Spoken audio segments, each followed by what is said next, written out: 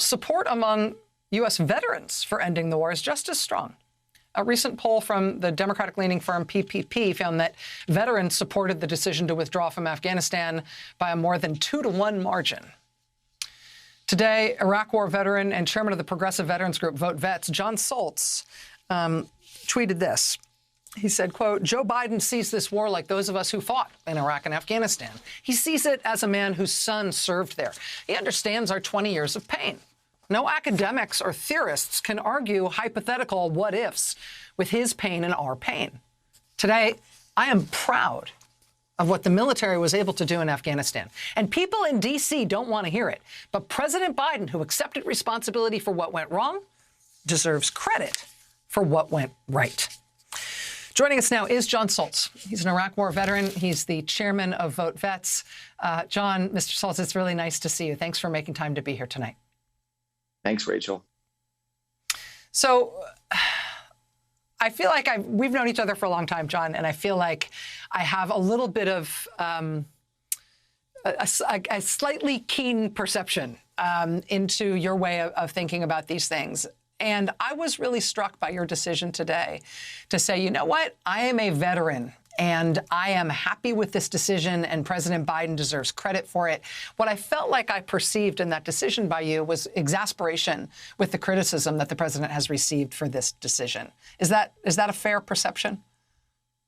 I've been waiting 20 years for a president to do that speech today with such strong leadership to end a war that essentially 4 administrations passed the ball to each other. And it has been very difficult to watch for 18 days, for the first time maybe the nation is actually paying attention, to pile on this president for, frankly, a lot of politics. Either it was maybe some progressives that were too quiet. It was Republicans who supported this when Donald Trump thought it was okay. There was a lot of Democrats that supported a surge into Afghanistan under President Obama. And to see a president have so much strength to take on the entire establishment to do what he knew was right, which was essentially call the bluff on a Ponzi scheme that we've seen for the past 10 years in Afghanistan, and do it with such conviction that he was really speaking as a father who believes his son died due to his service in Iraq, was astronomical. And it was defiant and incredible. And it really changed American foreign policy going forward from one that was going to send American kids to fight and die in foreign countries, where we're more committed to the security of that country than the population, to one that's going to fight terrorism where it exists and refocus our national security strategy towards emerging conventional threats like Russia and China. Yeah, let me ask you about that last point there. I was struck, and I played some of this sound at the top of the show, of the one very bellicose moment from President Biden today in which he said, you know, to anybody who might misunderstand, while I'm paraphrasing him here, but he basically said, while we are going to learn the lesson that we should not use major military deployments to try to remake other countries in our own image.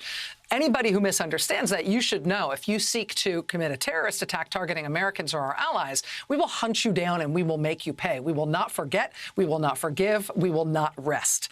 And that bellicose tone from the president, that sort of seriousness of purpose on a counterterrorism front, while also saying counterinsurgency and occupying that country in a long-term way, trying to change a country and make it into a democracy, that was wrong. But the counterterrorism mission has a stronger focus than ever. How did that balance strike you, particularly as a veteran, as somebody who leads a large veterans group that represents so many people who fought in the war since 9/11? That's the Biden doctrine. I think when people talk about his presidency and they talk about today was a clear day of how he defined what the Biden doctrine is. It's a doctrine that we've supported for a very long time, which is we can be lethal against terrorists. We have drones. People operate them in Nevada. I mean, most people don't realize, but the 82nd Airborne who came to the airport in Kabul came from Fort Bragg within 72 hours. So there's a huge amount of global lethality that our military can utilize to destroy the enemy. But a lot of that goes back to 2009 and 2010. Inside the Obama administration, Stanley McChrystal at the time was in charge of U.S. forces in Iraq, and it waged a very political war on background with reporters to push President Obama into the surge in Afghanistan.